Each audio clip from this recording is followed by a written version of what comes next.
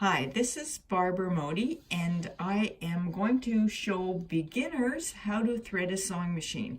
It's really important that you understand why you're doing things. Then it will make sense, then you can remember. Very often you're just told, do this, do this, do this, and you can't remember because you don't know why. So I'm going to show you a 1920 pattern diagram. I'm going to show you how to thread an old machine, about 45 years old, an old Bernina, and then I'm going to show you how to thread an Eversewn, which is a brand new machine. And they are slightly different. Certainly the old Bernina is a lot more beat up, but the principles are the same. So we're going to be doing a little bit of troubleshooting here, and hopefully I'll make you feel comfortable about threading your sewing machine if you've never done one before. Please, any questions, leave them in the comments to this video. If you want to contact me at barbaraemodi.com, email me. I'll get back to you with any questions you have. If you want to join my email list for Learn to Sew newsletters, please feel free to do that. Now, the most interesting thing about sewing machines is that they were pretty much the lock stitch. What the machine you would sew on today was, the concept was invented like 1850, refined in 1850, and it hasn't changed. So this is a 1920 patent for a new machine. I've just been to the Sewing Machine Museum in Tulsa, and I really was struck by the number of different sewing machine companies that were in operation around the world when everyone sewed. And if you look at this, basically the shaft, the needle, how the whole thing is built, the rotary hook, and the bobbin hasn't changed. And it's very interesting to me when our technology is involved so much in so many areas that something as simple as a lock stitch, they haven't been able to make it any better. So that's what we're going to talk about today. Now, what you need to understand, I'm going to put that away so you can see my highly instructive hand motions, is it's a thread from the top and a thread from the bottom, and they come down as the bobbin goes around. They lock. Essentially, you're looking at exactly what's in my hand. And each of those stitches is like a little knot, which is why they don't pull out, which is why when you make a mistake, it's such a nuisance to try to unpick them. But it also means it's really strong. And for the world of hand sewing, this was a huge innovation. Everything depends on the needle. The needle is the working part that delivers the thread from the top to this loop that's being formed in the bobbin, and they intersect and make that lock stitch. So what does a sewing machine need? It needs two different things to happen. And it needs basically the thread to be pulled straight so it's not going to get, oops, as I drop it, so it's not going to get tangled or form loops that will, catch on things. So basically the machine needs a thread to come in straight and steady. So a lot of your threading paths that look very complicated really are functioning to keep that thread straight as it's moving at top speed. So that's one thing. It also needs it to come in under sort of a regular, feed in a regular way. If you knit, when you knit, tension is important.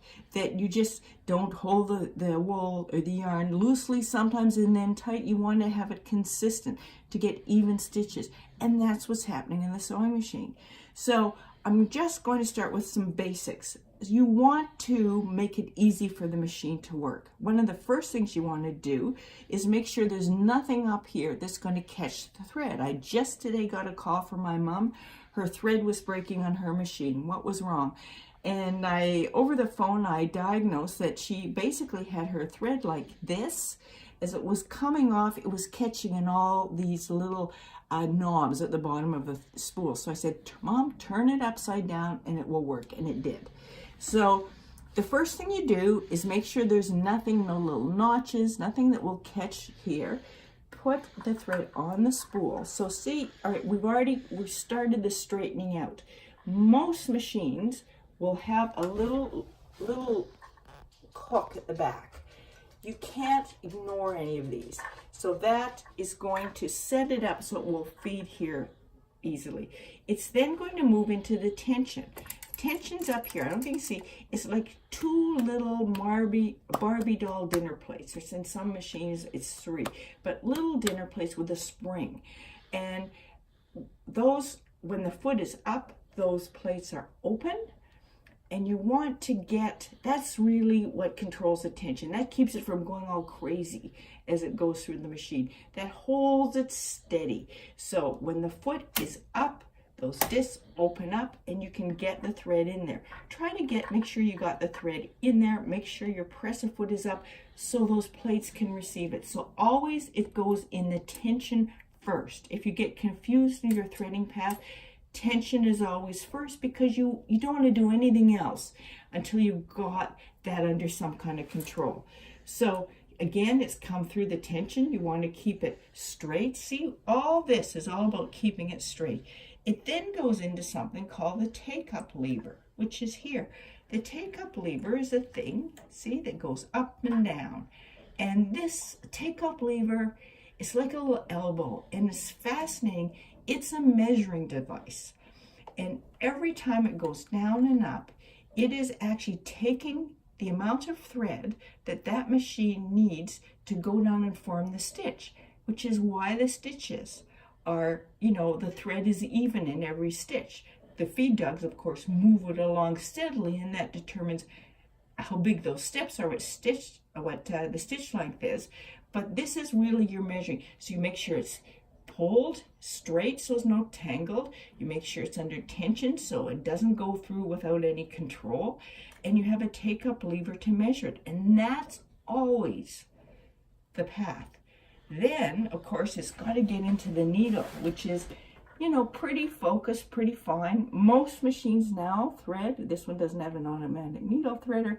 So we're going to have a little pause while I put that down to thread the needle.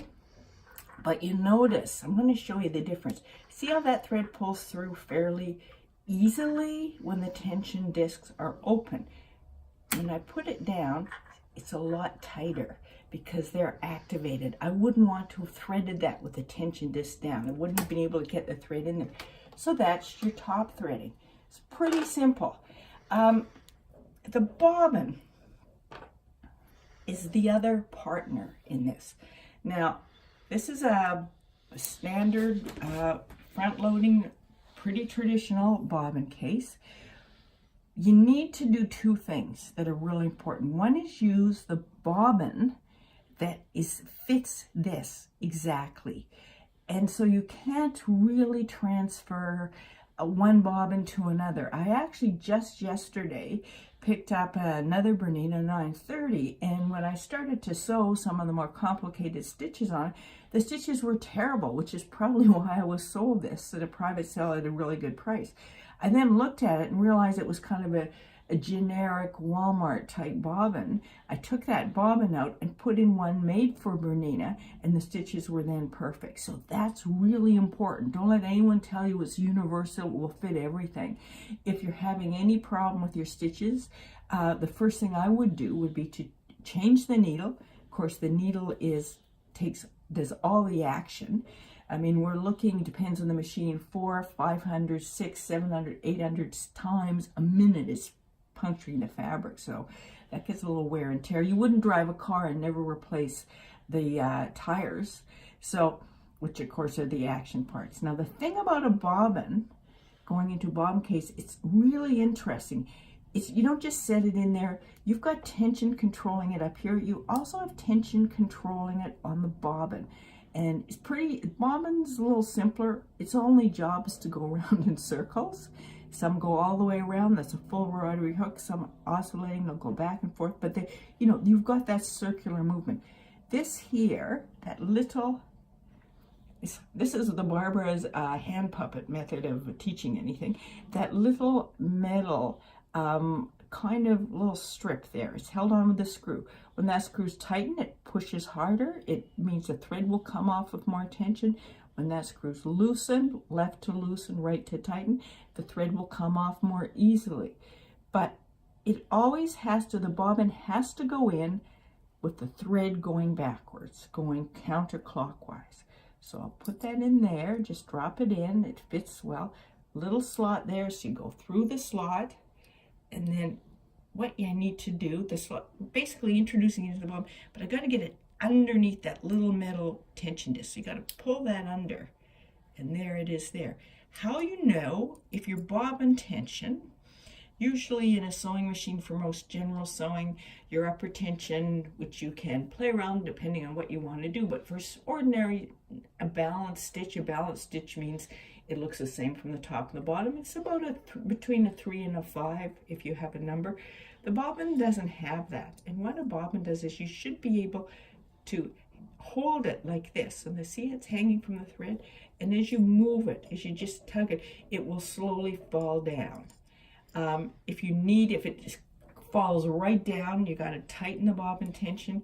If you put the thread in there and it just doesn't have any movement, you can see how it's just moving there gently, you would loosen it. And don't feel that something terrible is going to happen if you do this. I know my mom, who I'm quoting a lot today, but she's been on the phone with me about sewing questions, always said never touch your tension. She has a machine, some neighbor of hers touched her tension on her machine in 52 and it never came back. So, you know, it's just a screw. You can move it one way, you can move it another. So when I've got that in there, pull that lever up, and I've got the free arm off here. See, that fits in there. There's a kind of a little finger that goes up, and there's a groove that the finger's in, and you know when it's there, it won't fall out. So you do that, and you pull up your bobbin thread. You've got to actually form the first stitch, which is what this has done. Don't know where my scissors are. Oh well. So that we're ready to go there. Now I want to show you something really interesting, which is, this is something that people have a lot of trouble with, so it's important. Okay, so I'm ready here, and this is just sewing away. It's giving me a really nice stitch. It's fairly long stitch length. Looks great on both sides. Okay, I'm going to show you something that's very important, and that is that there was a thread cutter there somewhere. Oh, I haven't sewn this machine before. I'm going to show you what happens if the tension, let me see, how can I do, okay, if I don't put it in the tension properly, like say it slips out, sometimes that, I'm having a hard time not threading this properly. Okay, so say that the tension has, you've done that, but you've missed the take-up lever. It slipped out of the take-up lever. So basically, it's not under control. It's not being measured properly. So what happens? See how that, I've missed a very important part of the threading path. So what's going to happen is something that really happens to all of us. It makes us crazy, which is, here we go. You think you're doing great. Sometimes if you abruptly start and stop a machine, or you're being a little casual with your threading, see how I've started to sew and it's stopped? It's ground to a halt on me. I take that up and see, look at the bottom there. That is what's known in the trade as a bird's nest. And because it's on the bottom, you always think there's something wrong with my bobbin. No, all that's happened is you've interfered with this carefully engineered threading path. There hasn't been, the take-up lever has not been able to measure that thread. Therefore, it's like throwing a rope out of a window. So what I'm seeing on the bottom is uncontrolled top thread. So if you see anything like this, don't go berserk. Take it apart, take the thread out, rethread it, make sure you go through the back, particularly this one in the back, it's easy to forget sometimes. Make sure when it goes through the tension disc that you've had your foot up so those plates can be open and get the thread in and close. It can get a chance to hold on to it. Make sure it's in the take-up lever and you'll be fine. There's nothing wrong with your machine. As a technician used to say to me, Barbara, the problem is in the chair. Now, on a modern machine, this is a Sparrow 30 by Eversewing, and like a lot of modern machines, the bobbin is not in the front. It is a top loading bobbin. So the principles are the same, but what's really important is the engineer is identical. So we're going to put this in. I'm going to put this horizontal. The thread comes through here. So there, see, that was the first. This corresponded to the one in the back in the Bernina. So the thread, you see that holds it straight. It goes through here. I find with this machine in particular that it's very important to actually get it in. See the tension disc? So basically it's holding it, straightening it out. It's going in the tension disc. See the tension disc, those little plates, you can't see them inside, but they're moved together and apart by that little dial. That's a tension. You make sure, it's like flossing your teeth. Make sure foot's up, that it's going through the discs, up into the take-up lever, which is going to measure the stitch for me. Then through here. So basically, variations of the same principle. This one actually has a needle threader, kind of handy. Thread the needle. Absolutely identical to the procedure for the Bernina. Do you remember in the Bernina, in the older machine, thread went backwards and into the bobbin case? This is the same bobbin case, it's just laid flat, which for some people makes it a little easier to see. So we'll drop it in, and basically this little plastic bit here corresponds to that metal plate that's holding it down. It comes up here.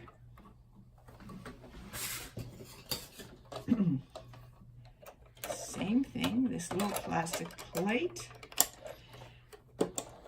And then we can pull that bobbin thread up, and essentially, as Barbara impales herself, there we go. Thread cutter there, I know where it is, and we're ready to sew. Again, with this machine, you want to make sure foot's up when you thread, you've met all the tension discs. If you get that bird's nest, again, it will be something wrong here. Sometimes with some of these newer machines, I find with the thread cutter, which cuts the threads, little knives underneath can cut the thread. Sometimes that will jerk the thread a little bit if you're sewing at top speed and you stop suddenly. Sometimes something will slide out of the tension disc, but as soon as you see a bird's nest, you know it's just a rethreading problem. So that's a kind of all anybody needs to know about threading a sewing machine. Thank you.